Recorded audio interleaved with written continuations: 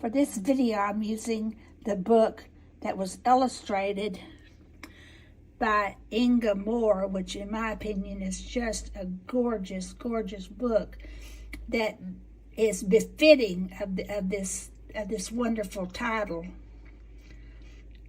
I'll say this, in almost every instance, I have chosen books that you can read free online at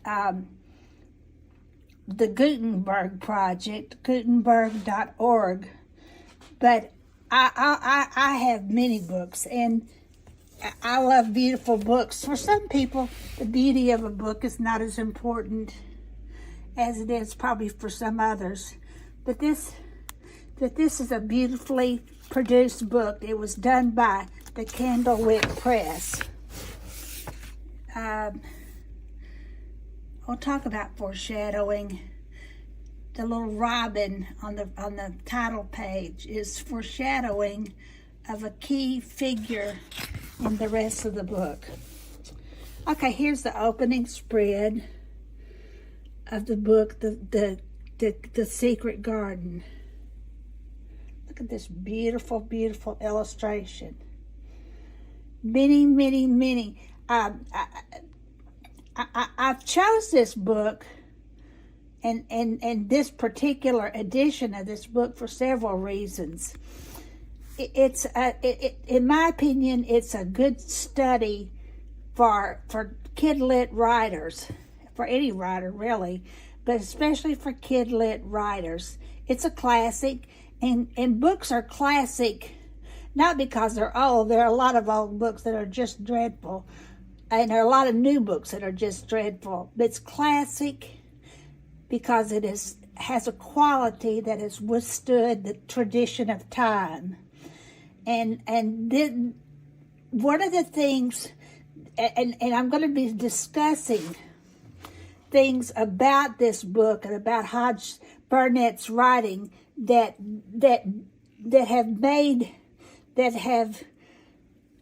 are good things for writers to study. This book is a good thing for readers, for illustrators to study. For one thing, the use of imagery and foreshadowing.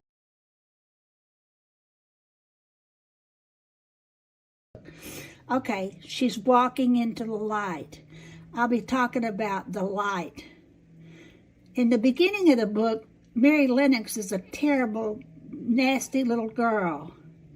But when she goes into the garden, when she enters the garden, she enters a kingdom of light. In literary terms, lightness and darkness are important themes. She goes from the darkness of her own little snared thoughts and her own foul behavior into a light of better understanding. In terms of seasons, Mary Lennox is in the summer of her life. The gardener would be older. She is so she's growing up. Many books are books of coming-of-age books. And this, in a way, is a coming-of-age book because we contrast the usefulness of Mary Lennox, or the youthfulness of Mary Lennox, to that of more understanding, wisdom of age.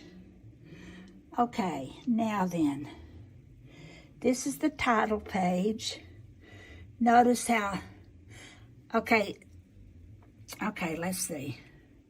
That's the title page. It's surrounded by little snippets from the garden. This little bulb that is blooming, a daffodil, primrose, the little animals, little baby ducks. Again, now that would be a symbol of spring, the new beginning, the first beginning in life. That is before the summer, which is the later.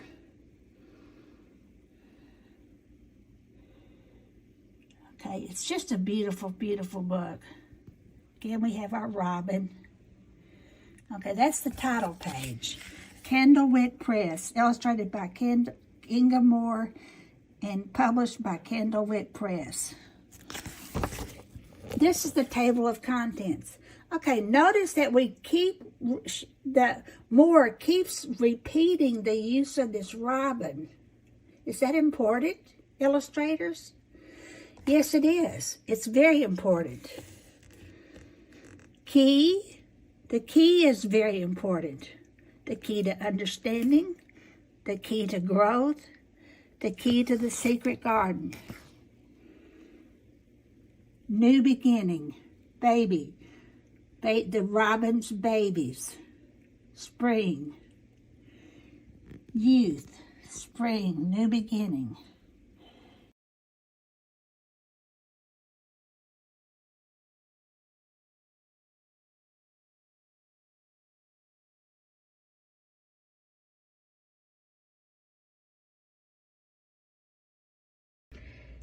Chapter 1, There is No One Left.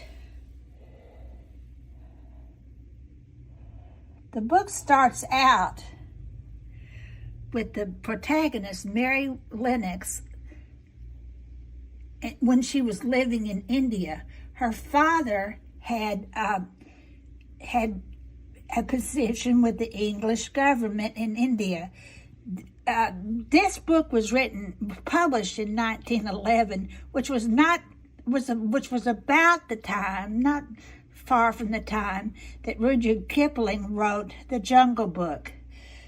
It is an example of, and has some overtones in this chapter, in chapter 1, of British imperialism, British colonialism, which is something that you see in the book Out of Africa. You see it in several different titles, because that was kind of a romantic thing.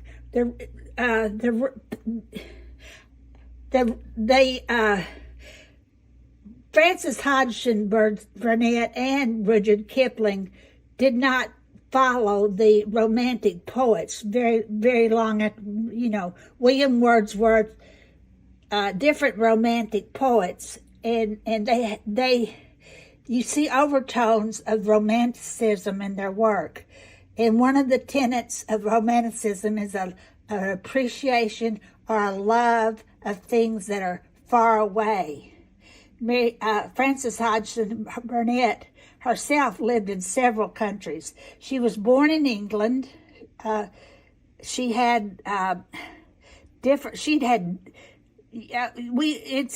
to think of these authors because they became famous and actually ended up having estates of their own. But she was not always. She was born with some money. The money was lost.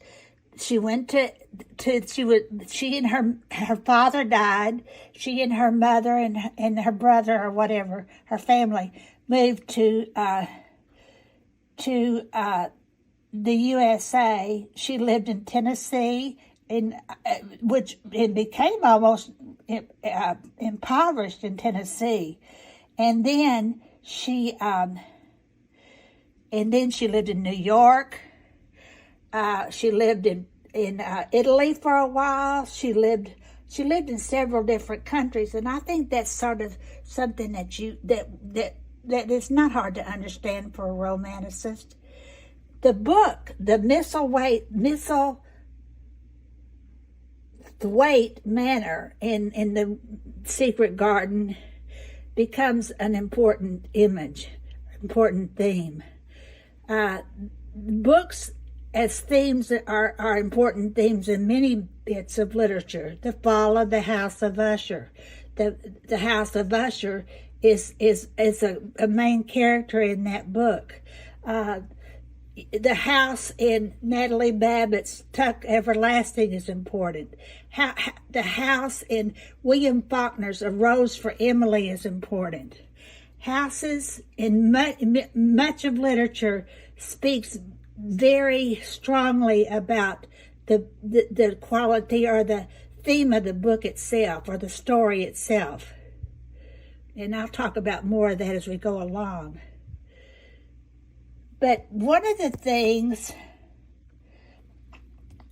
that we're going to see in this book is early in the book. We see the image of a snake. Okay. Burnett tells us that Mary wasn't terrified of the snake, so that tells us maybe it's not a symbol of evil like the serpent in the Garden of Eden, but I think it does suggest something about the Garden of Eden. The snake is foreshadowing. It suggests something that is yet to come, and the garden is what's yet to come. I just did a video a few minutes ago about my own garden. Okay, I want you to look at this illustration. She's sleeping on a little blanket, and that is, look at the detail in that illustration that has images of her past in India. It's just a gorgeous, I have that bed myself, almost that very bed myself, because I collect antiques, because I collect all kinds of antiquity, because I myself am trying to hold on to elements of my own past. And I think Frances Hodgson Burnett did the same thing. I think she did things to hold on to her own past. And maybe did some things to try to forget her own past. But let's look for the snake, what is suggested by the snake, and let's more so think over and over again about the image of the garden, because I think the garden, in fact, I'm quite sure that the garden is the most important image or theme in this book. The garden as a healing agent, the garden as a retreat, the garden as a way to get away, the garden as a place to regenerate and start again.